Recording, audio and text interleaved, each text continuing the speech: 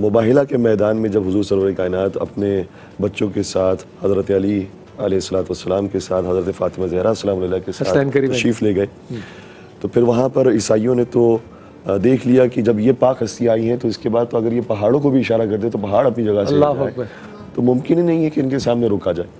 اس لیے انہوں نے جزیہ دینے کو قبول کیا اور جزیہ دے کر اپنی شخص کو مان لیا، اور اس کے بعد اس لعنت کی ضرورت پیش نہیں آئی کہ جس کا ذکر قرآن کریم میں آیا تھا فَنَجْعَلْ لَعْنَةَ اللَّهِ عَلَى الْكَاذِبِينَ. اللہ اکبر، کہ جھوٹوں پھر اللہ کی لعنت قرار دیں. تو پھر جب یہ بزرگوار دوبارہ سے اپنے بیت الشرف کی طرف تشریف لائے تو روایات ہی کہتی ہیں کہ حضور سرور کائنات کے پاس جو کالی کملی تھی اس میں اپنے اہل بیت کو لیا اور لینے کے بعد فرمایا اللہم ہؤلاء اہل بیتی. اور بعض آگے روایات کے اندر یہ بھی جملہ ہے پروردگار یہ میرے اہل بیت ہیں، پروردگار جو ان سے محبت رکھے تو ان سے محبت رکھے، اور جو ان سے دشمنی رکھے تو ان سے دشمنی رکھے، جو ان سے سلوک کرے تو ان سے سلوک کرے، جو ان سے جنگ کرے تو ان سے جنگ کرے، جو ان کو رسوا کرنے کی کوشش کرے پروردگار ان کو رسوا فرما، اور جو ان کی تکریم اور عزت کرے پروردگار تو انہیں عزت فرما. تو یہ جو چادر کا گویا خیمہ بنایا ہے یا گھر بنایا ہے، اور پنجتن پاک جو ہے وہ یہ ہے، وہ جو بعض وقت اگر دیکھیں وہ تو گویا یہ چادر کا جو گھر بنایا گیا ہے اسی گھر والوں کو اہل بیت کہا گیا کہ اللہم ہؤلاء اہل بیتی، یہ میرے اہل بیت ہیں. میں یہ بھی آپ کو بتا دوں خواتین و حضرات، بعض اوقات نا ہوتی لمیٹیشن، جیسے میں کہوں کہ اہل بیت کیا ہیں تو نبی کریم صلی اللہ علیہ وسلم کا گھرانہ اور ان کا گھر، ایسے لغوی معنی دیکھا جائے تو نبی اکرم صلی اللہ علیہ وسلم کے جو گھر والے ہیں، اور پھر اس کے جو تشریعی معنی ہیں جو پروردگار سبحانہ و تعالی معنی مراد لے رہا ہے اور جو حضور سرور کائنات کی نص صریح سے ثابت ہے، اس میں یہ آیا کہ اللہم ہؤلاء اہل بیتی، پروردگار یہ میرے اہل بیت. اور پھر بعض روایات کے اندر آتا ہے کہ حضرت ام المومنین جناب ام سلمہ نے یہ درخواست کی کہ یا رسول اللہ کیا میں بھی اس چادر کے نیچے آ جاؤں؟ تو فرمایا کہ انتی لا خیر، آپ خیر کی جانب ہیں لیکن یہ اہل بیت. اللہ اکبر. تو مخصوص کیا اہل بیت کو چادر کے نیچے آنے. سبحان اللہ، سبحان اللہ. اسی لیے جہاں جہاں ہمیں ملتا ہے کہ یہ ہستیاں جب سفر کرتی تھی تو فرماتی تھی ہم اہل بیت ہیں. حتیٰ واقع کربلا کے بعد بھی امام زین العابدین علیہ السلام کا جب سفر شام کی طرف ہوا تو وہاں شامیوں کو نہیں معلوم تھا کہ اصل اہل بیت کون ہے. تو امام زین العابدین کے سامنے یہ سمجھ کر کہ ایک عام سا جوان ہے گستاخی کرنے لگا اور کہنے لگا کہ تو نے اسلام کا خاتمہ کیا، تیرے گھر والوں نے اسلام کی حکومت کو نیست و نابود کرنے کی کوشش کی، خدا نے تیرے مردوں کو قتل کر دیا، تیری عورتوں کو اسیر بنا لی. یہ انداز اس کا، یہ اس کا انداز، اور بڑے تحمل کے ساتھ مولا سید سجاد سنتے رہے.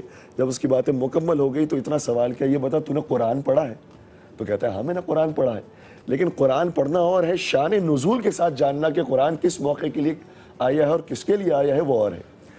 تو مولا نے فوراً سے ان آیتوں کی تلاوت کی، فرمانے لگے کیا تو نے یہ آیت پڑھی ہے کہ قُلْ لَا أَسْأَلُكُمْ عَلَيْهِ أَجْرًا إِلَّا الْمَوَدَّةَ فِي الْقُرْبَى، اے رسول فرما دیجئے کہ میں اجر رسالت میں تم سے کچھ نہیں چاہتا ہوں سوائے یہ کہ میرے قربہ سے مودت. اللہ اکبر، سبحان اللہ. ان قربہ سے مراد ہم لوگ ہیں جن کی مودت مانگی گئی تھی. سبحان اللہ. پھر فرمایا کہ وَآتِ ذِي الْقُرْبَى حَقَّهُ، ذات ذی القربہ کو ان کا حق ادا کر دے.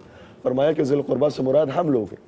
کہ تو نے وہ آیت پڑھی ہے وَاعْلَمُوا أَنَّمَا غَنِمْتُم مِّن شَيْءٍ فَأَنَّ لِلَّهِ خُمُسَهُ وَلِلرَّسُولِ وَلِذِي الْقُرْبَى، کہ جان لو کہ جو مال حاصل کرتے ہو اس میں سے 5واں حصہ اللہ کا ہے، اس کے رسول کا ہے اور ذی القربہ کا ہے. اس ذی القربہ سے مراد ہم لوگ ہیں. اور تو نے وہ آیت پڑھی ہے کہ قرآن کہتا ہے انما یرید اللہ لیذھب عنکم الرجس اہل البیت ویطہرکم تطہیرا، کہ پروردگار کا صرف ارادہ یہ ہے کہ آپ اہل بیت سے رزق دور کر دیا جائے.